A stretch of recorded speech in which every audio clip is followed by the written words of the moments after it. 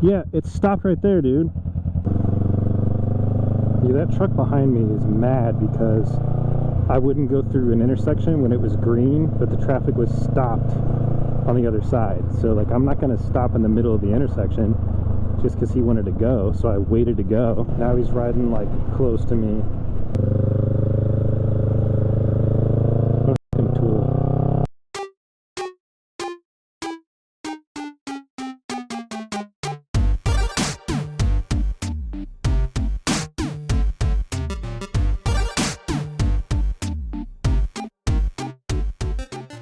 Welcome back, everybody. Welcome to another video. Today's video, I'm going to talk about the differences between driving in the United States and driving in Japan, because I feel like that's something that's interesting. Oh, I wanted to turn right there, but I can't. I'm just going to try to flip around somehow. So if you don't know, I grew up in Japan. I speak Japanese and all that fun stuff. And I used to make a lot of Japan-related stuff, a lot of Japan-related content on TikTok and Instagram and YouTube, which is where I'm posting this on. And I stopped for a long time. I stopped doing Japanese-related stuff. This is the first Japan-related video I'm going to be making in quite a long time. But this is going to be a ride-along motorcycle video. So I'm going to be riding my motorcycle, do a little point-of-view action right here, and we're going to talk about the differences between driving in Japan and driving in the United States, specifically driving in Okinawa, Japan, because Okinawa is where I grew up. So first off, let's talk about the biggest difference between driving in the United States versus driving in Japan, and that is the fact that you drive on the left side of the road in Japan and you drive on the right side of the road in the United States.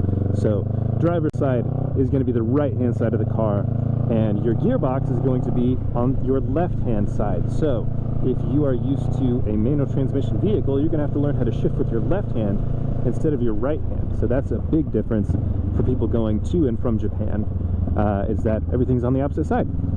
Which also means that the windshield wipers and the turn signals are opposite as well. So if you're wanting to turn in the United States, you turn with your left hand, but if you use your left hand to indicate whether you're turning right or left in Japan, you're going to be hitting your windshield wipers. That's one way you can tell new foreign drivers from foreign people that have been driving in Japan for a long time, is when somebody stopped at a stop sign or a stoplight and they flip on their windshield wipers and they start freaking out.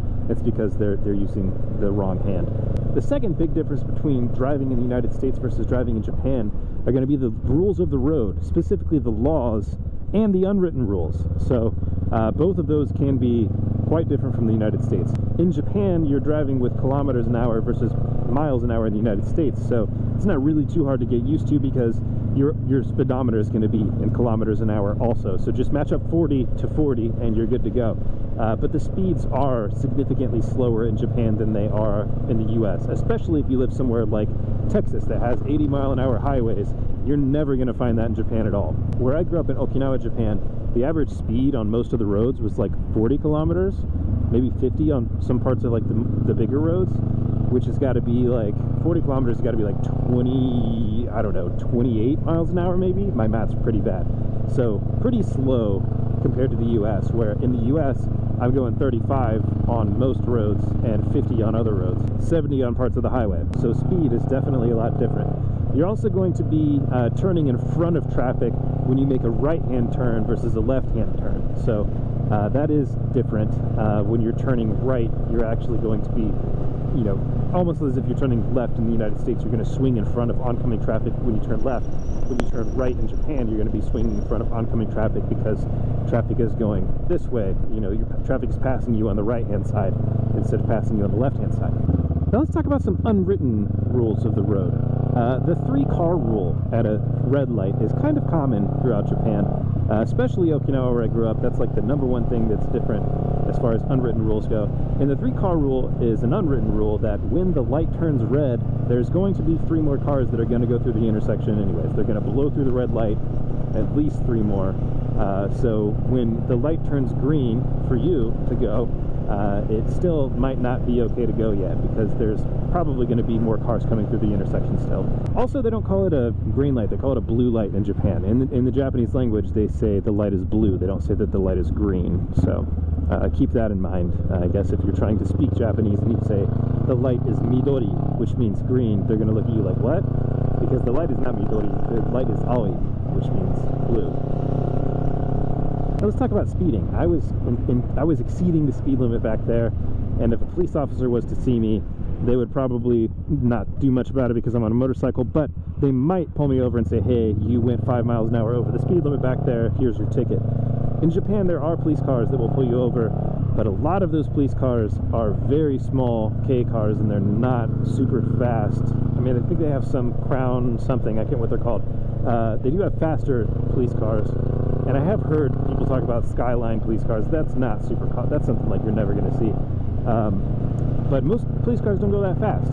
And a lot of the times when people are racing, especially people that are doing any drift racing or anything like that, they'll just kind of outrun the police car, and if they can't see your license plate, they just kind of let you go after a little while. Like, you don't see a whole lot of high-speed police chases in Japan, because if they can't catch you initially, they know they can't make it up to you. They're just kind of like, let it go. I'm not telling you to speed at all, but I've been in many cars where the person driving was driving way too fast. Japanese police car tries to light them up, and they just kind of zoom ahead, and that's kind of the end of it. I mean, it's almost like driving a motorcycle in the United States, where if a license plate is not seen, most of the time they kind of just let it go because they know they just can't catch up. Doesn't mean that they won't get you later, but like right then and there, they're gonna just let it go. This list is like very much just all over the place and not in a linear 1, 2, 3 pattern of any kind, so I apologize. In Japan, there's a lot more speed traps as far as like speed cameras that I've seen than I've seen in the US. I've actually never seen a speed camera before in the US anywhere. I've heard of them, and I've seen them at like stoplights and things like that, for if you run a red light. You know, I've seen the flash go off and catch somebody every now and then, but it's still pretty rare.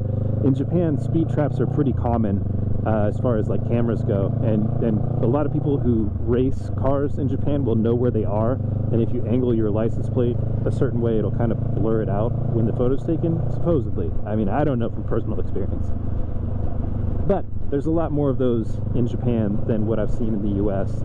Drinking and driving is also different in Japan than it is in the United States. Now, this is an actual law in the United States. I think in almost every state, I don't know, I mean, it's probably different in a couple, but in almost every state, the legal limit to drink and drive is 0.08. So if you have a blood alcohol level of anything higher than 0.08, or anything lower than 0.08, if you're just still not good to drive, you can get a DUI. In Japan, I'm not sure if this is a federal law, if it was just a local law, but I'm pretty sure it's federal.